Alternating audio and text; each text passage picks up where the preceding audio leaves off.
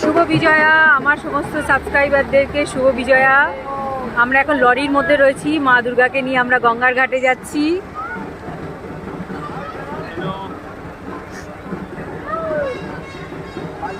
দুটো লরিতে, আমাদের লরিতে মা দুর্গা আছেন আর আরেকটা লরি আছে ওইখানে। এই যে সব পুচকিগুলো উঠেছে, আমরা সবাই মিলে যাচ্ছি প্রতিমা নিরঞ্জনে। ওই তো মায়ের বরণের ট্রিপ,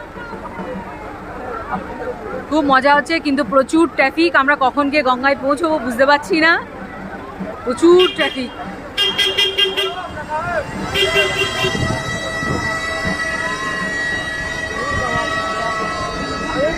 খুব ভালো লাগে, প্রত্যেক বছর আমরা মাকে নিয়ে বড় করে প্রদর্শনী করি।